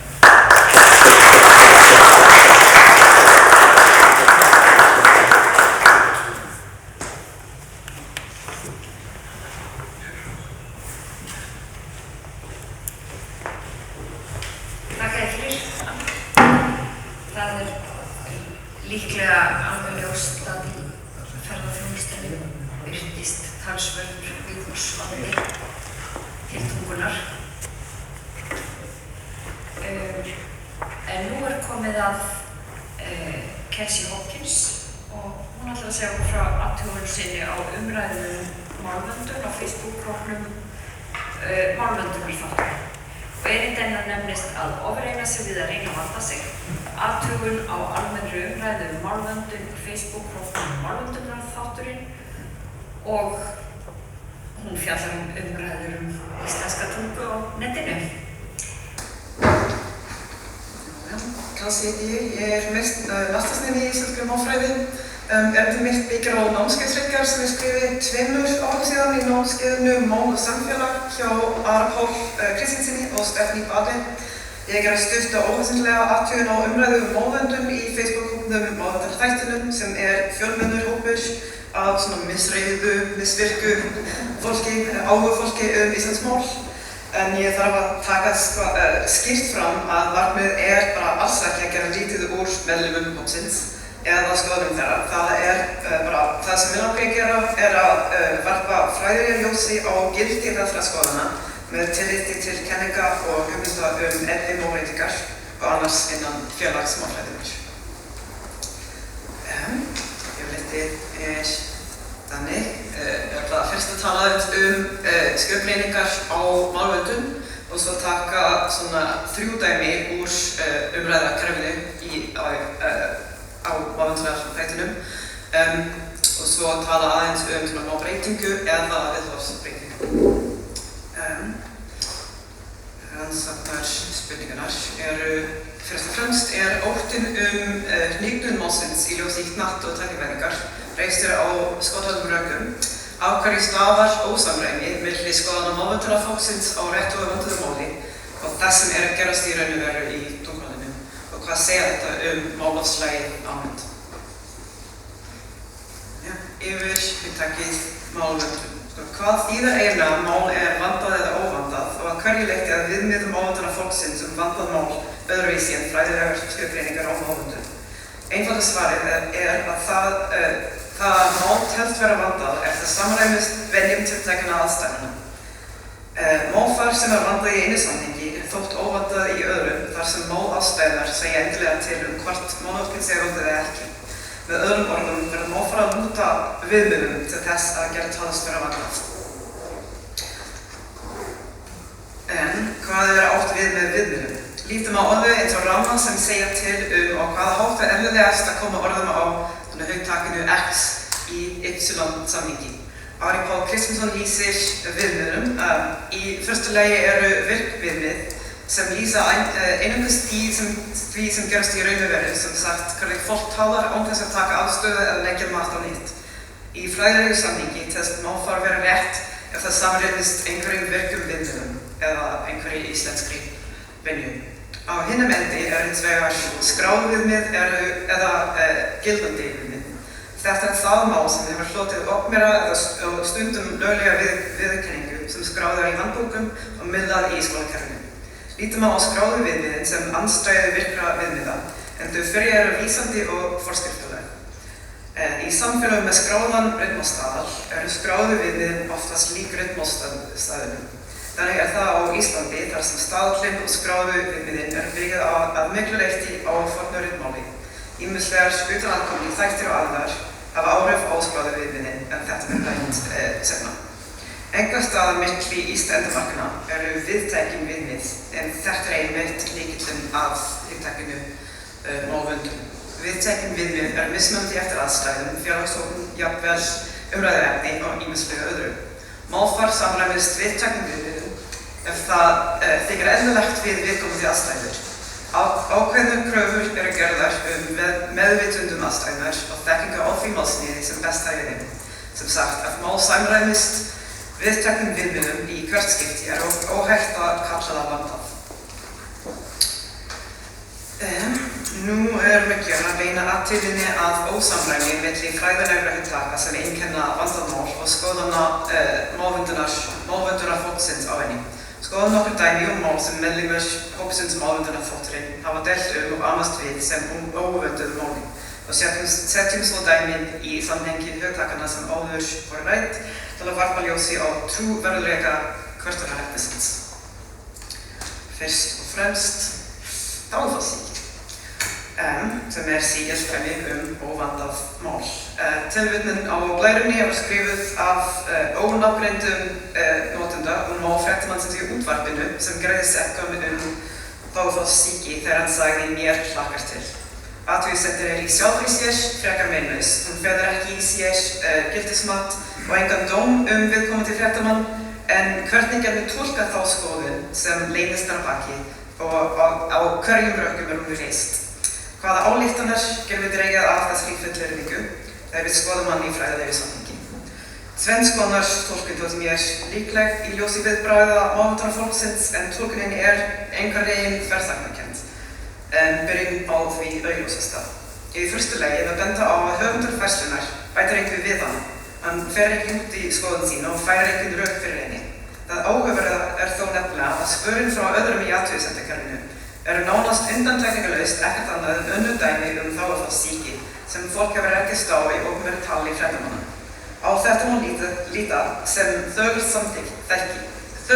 samþykki á því sem upprunalega færslan gefur í skyn. En svo verður þeir að segja, já, við tökum lítið eftir þessu og okkur finnst það enn svo merkilegt að við munum eftir stökum tilvikum þegar við hörðum dáðfallssýki opinberu. Það freistandi og kannski ekki fullkomlega út í höft að tólka þetta eins og höfundi upprunalega færslunar ef því fundist óþarft að útskýra skoðun sína, en það gerir ráð fyrir því að allir hinir verði sammála sér. Það að segja sammála því áliti að dáðfallssneið líklega merkilegt eða afbrigðilegt þótt hún komi fyrir oftar í opinberu tali. Hinn dæmin þetta er stoðmynda þess álíktun, sérstaklega í ljósi þess að hinnir bæta heldur ekki við dæmin sín.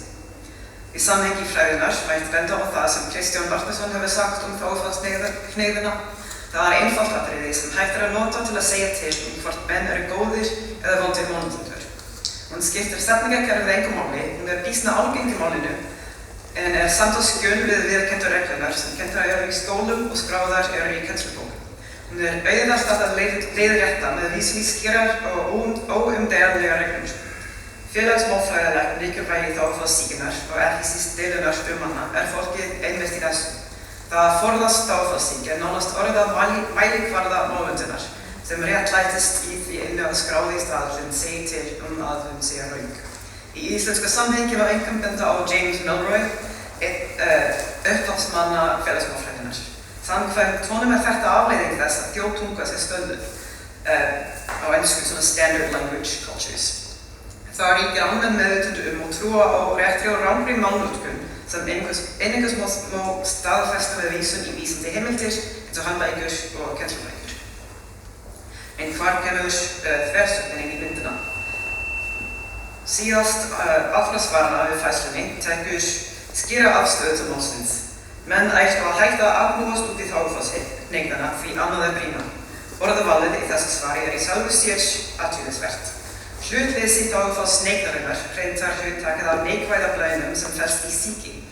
Athugasemdin gefur líka í skyn að þágufallshneigð sem að segja gott og gilt afbrigði sem stofnar íslensku máli ekki neina hættu, þar sem annað brýna. Þess vegna lítið annað en þýðingarlítið nöldur að agnúast út í hana. Ætli höfundur upprunalega færslunum sig ekki sammála og með því að segjast takk ennþá eftir þágufallshneigð og kannski verða samdögn henni síðar verið að viðurkenna að hann lætur þágufallshneigðina fara í taugar á sér þótt hún hafi öðlast töluverða útbreiðslu í málinu. Það er vísa hæpið að alhæfum frá einu tilviku en ef við leyfum okkur það í þetta skiptið hægt að álíta tvennt. Annars vegar eru viðmið málvöndunarfólksins sem sagt viðtekkin viðmið þess miklu nær skráðum eða gildandi viðmiðum sem mæla stranglega móti þágufallshneigðinni. Hins vegar eru viðtekin viðmið málsamfélags almennt sem virðast hafa færst nær virkum viðmiðum eða raunviðmiðum að því leyti að þágufallshneigð sé bara hlutlaust afbrigði sem nýtur mikilvægs útbreiðslu, jafnvel í konunglegum tali. Í næsta dæminu spjótum beint að óvönduðum orðaforða en ekki fallbeigingu eða málfræði eins og fyrr. Afstaðan eða afstöðunar sem afhjúpast eru þau af svipuðu tagi. 27. mars 2018 birtist færsla sem setti út á 2 landsþekktar leikkonur vegna þess að notuðu orðin geggjað og geðveikt nokkrum sinnum í viðtali í RÚV. Aðeins örfáar athugasemdir bárust frá málvöndunarfólkinu en í öllum var málfari kvennanna lýst meðal annars sem andstyggilegu og orðaforðið vera fátæklegum. Jafnvel leikkonurnar sjálfar voru sagðar vera heimskar. Nú líkt og fyrr engin rökstuðningur gefinn fyrir þessum sleggingum. Einn í athugasemdakerfinu virðist að hafa vorkennt leikkonunum og dregur úr dómverkunni. Þetta málfar sé smekksatriði sem tilgangslaust að gera athugasemdir við þetta deilu. Þótt flestir séu sammála að blæbrigði ríkt málfar með góðum orðaforða fallegra en einsleitt málfar með fátæklegum orðaforða sé engin ástæða til að gera lítið úr gáfnafari annarra eða málfari. Þessi skoðun leiðir í ljós nefalega meðvitund að notkun á óformlegu máli í opinberu tali einstaklingsbundið val en ekki einkenni vankunnátta í málinu og það falli ekki að smerki hans sem skrifar athugasemdina. Þessari viðurkenningu að málfar geti verið einstaklingsbundið val og að valið sjálft gera breyst eftir aðstæðum og taka sem vísbendingu að viðtekking viðeigandi málfar í fréttamyndum að við færst nær virkum viðmiðum. Sem sagt, það er ekki málfar leikmennanna sem heyra ekki málstæðum heldur málaðstæðirnar sem krefjast annars málsniðs en þess sem fyrst verið viðtekking við málvöndunarfólksins. Umfram þetta má líka greina ótta nýgnun málsins sem stafar af þessari málfátækt og þá sérstaklega þegar málfátæktar gætir hjá í máli landsþekkt fólks. Segir einn athugasemdina, málfátæk leikmennanna döpur vegna þetta konurnar eru landsþekktar. Þetta vissulega rökstuðningar en þegar aðrir gáð úr blöðraugum fræðinnar kemur í ljós að þessi fullorðing ekki með öllu tilhæfulaus þótt rökin sér ekki endilega skothelt. Þýski málfræðingurinn Ulrich Ammann gerir grein fyrir þáttum og aðilum sem hafa mestu áhrifin á þróun formlega staðalsins. Hann leggur áherslu á hlutverk fyrirmyndarmálnotenda eða model speakers and writers. Það bara mín þýðing á íslensku, ekki beinlínis rétt en hugmyndin hans. Sem skilgreinast í grófum dráttum sem allir sem tala og skrifa opinberlega. Fréttamenn eins og fyrr og leikarar eins og núna verða sérstaklega taldir með í þessum flokk. Í samritinu málstaðallinn skilgreindur sem málið sem tíðkast eða þykir eðlilegast í opinberu tali og skrifum. Einmitt hérna skýtur upp kollinum sá misskilningur sem ótti málvendra fólksins hnignun málsins virðist byggður á. Sú meðvitund sem lýsir sér í umræðunni samspil málnotkunar málnotenda og formlega staðalsins grundvölluð á einfaldari mynd þar sem samspilur tippi. Fyrirmyndar málnotendanir sem tala og skrifa í opinberu í þeirri stöðu að mál þeirra geti orðast af staðinum og staðallinn það mál sem tíðkast í opinberu tali og skrifa. Þar með að koma að stað einhvers konar hringekju þar sem leikkonunum í hlutverki fyrirmyndar málnotenda verða fyrirskipað að vanda málfar sitt að því að það geti orðað staðinum og málfar þeirra verði að staðinum einungis vegna þess að þær eru í tiltekni stöðu. Leikkonunnar, sem sagt, eigi að tala einungis á þann hátt að mál sitt skuli verða af staðinum. Óvandað mál, sem í þessu tilviki óformlegur orðaforði af hálfu fyrirmyndar málnotenda, hafi í för með sér gengisfellingu eða spillingu tungumálsins. Það þó tvennt sem dregur úr trúverðuleika þessara hagspár. Í fyrstu lagi sést þeim sem skrifaði athugasemdina mikilvægt hlutverk málstýrenda eða norm authorities á ensku. Málstýrendur þeir aðilar sem eru í þeirri stöðu að þau megi leiðrétta málfar annarra. Það einmitt hlutverk þeirra og þá engum ákveðin hópur þeirra að taka ákvarðanir skráða staðallinn og koma þeim á framfæri með því skráðir í kannski bókum, handbókum, leiðbeiningum og málnotkun og svo framvegis. Í stuttu máli ferli þess að einhvert málfræðisatriði verður tekið í staðallinn miklu flóknara en gert ráð fyrir og vald fyrirmyndar málnotenda til þess að gerbreyta málstaðlinum við eigin málnotkun takmarkað. Síðast en ekki síst verður skoðað ljóslifandi dæmi rótgrónar skoðanir á góðu máli og ríkjandi forsendum fyrir því að mál telst vera vandað. 8. apríl 2018 birtust 2 færslur af sama höfundi sem amaðist við frösunum til að byrja með og í gegnum tíðina. Helstu rökin á móti þeim voru að þeir eru dönskuslettur og þeir stofni í útrýmingarhættu öðrum málkostum sem að mati höfundarins hafi skýrari og markvissari merkingu.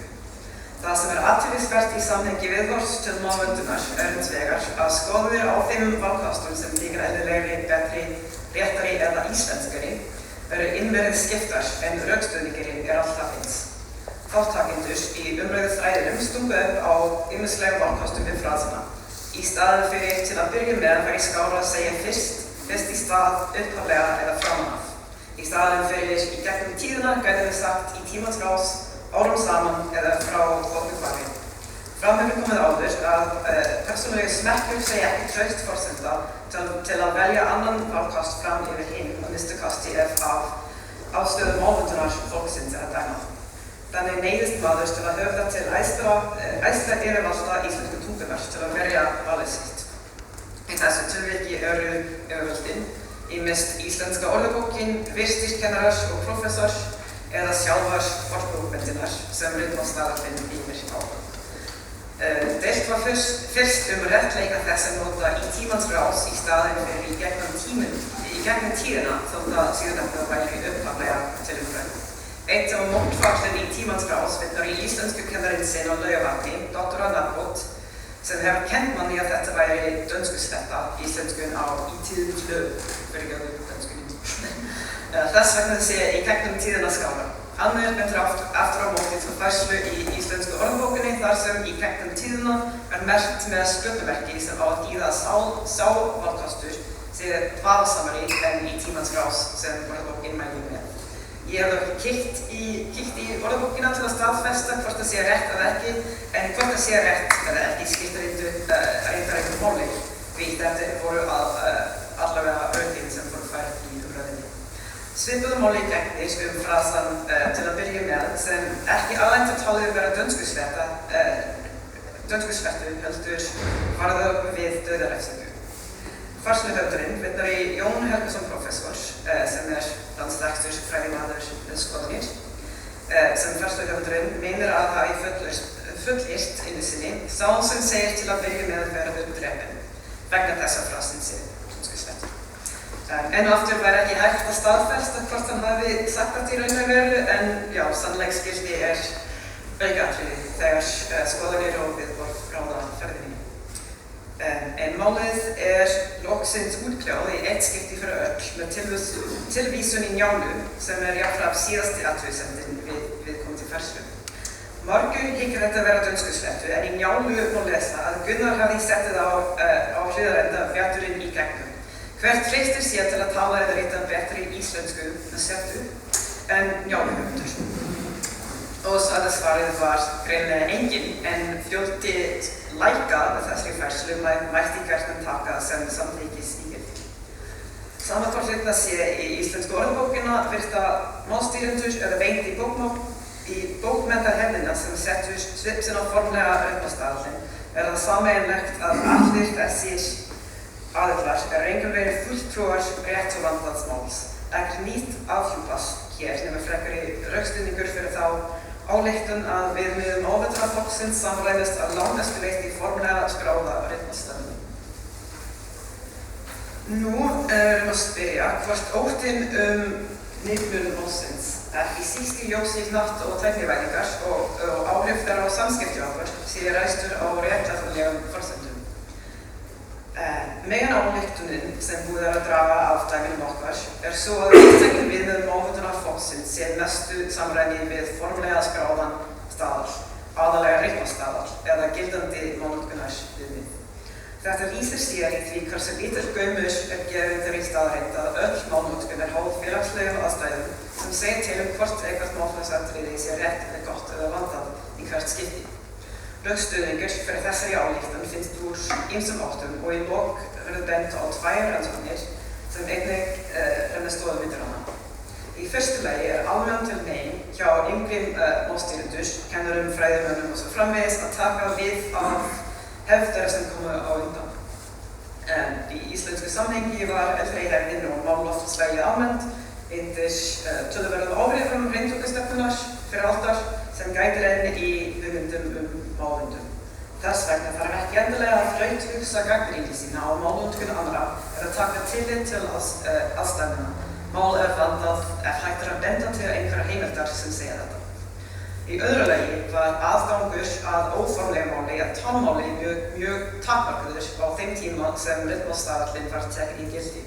Við vitum lítið sem ekkert hvernig menn töluðu í raun og veru en birting í tölvutækni hefur gert það að verkum að nú hægt að skiptast inn í alls konar málastæður og meðfylgjandi málnotkun sem áður hefur aldrei litið dagsins ljós.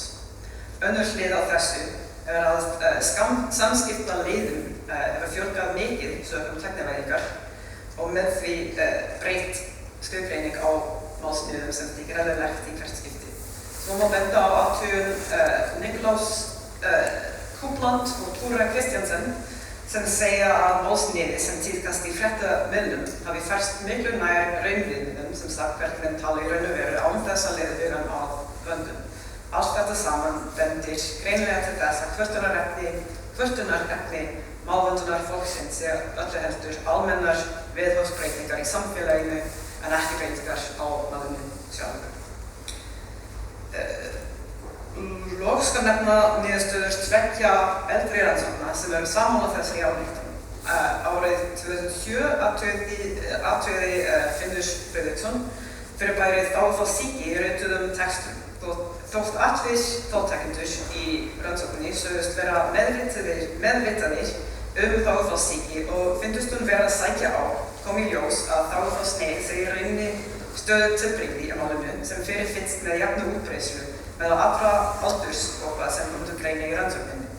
Einnig kom í ljós að þá var sneilin væri hverja finna í rituðum textum bæði formlegum og óformlegum. Hún sem sagt alveg talmálskenni, en þetta hefur þó eflaust breyst frá því greinin var birt, því það var fyrir 13 árum eða svoleiðis. En svo var rannsókn Ara Páls Kristinssonar og Ámundu Hilmarsson Dunn sem 2013 sem athugaði viðhorf yngra og eldra fólks til ýmislegra málsnjalla í mismunandi textategundum, dæmis bloggfærslum, tökupóstum, rafrænum, fréttamíðlum og svo framvegis. Í ljós kom að yngri þátttakendur sem voru framhaldsskólanemar á aldrinum 18 til 21 árs voru að jafnaði móttækilegri fyrir óhefðbundinni málnotkun í óformlegri textategundum en eldri þáttakendahópurinn sem var kennarar þeirra. Unga fólkið var samt sem áður ekki minna meðvitað en eldra fólkið kröfur sem formlega textir gera málsnið. Af þessu saman við ályktað að það sem málvitarar fólkið óttast að sé hnignun málsins og vanvirðingu fyrir því sé frekar einkenni þess að samskiptaleiðir hafa breyst með þeim afleiðingum að við erum í meiri snertingu við óformleg talmálseinkenni í fleiri málaðstæðum en áður tíðkast, auk þess að málaðstæðurnar sjálfar eru fjölbreyttari og blæbrigðaríkari, þannig að nú á dögum meira pláss fyrir afbrigði og tilbrigði í málaðsleginu en áður.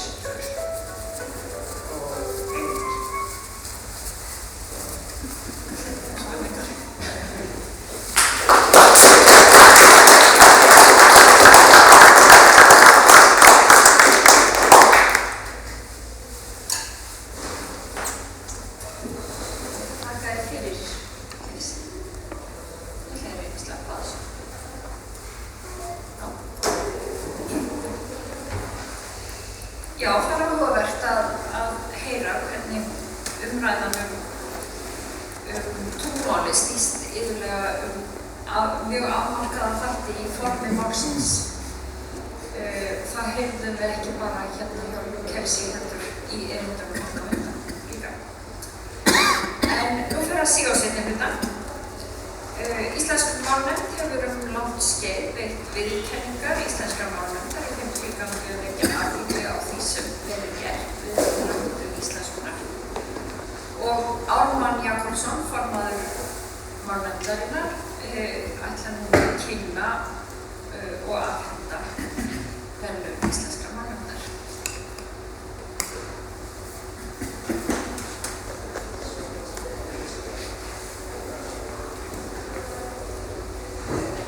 Það ánægjulegasta sem íslensk málnefnd stendur fyrir að veita árlega viðurkenningar á málræktarþingi fyrir það sem við teljum að sé jákvætt og hvetjandi og vel gert í íslensku málum. Og við ætlum að veita 2 viðurkenningar í ár og ég með þér hérna.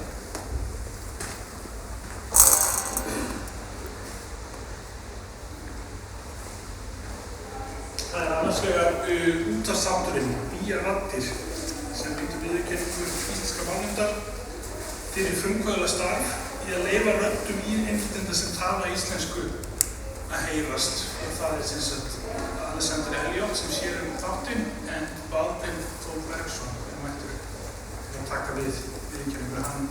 Alexander mun vera í sóttkví eins og hálfþjóðin.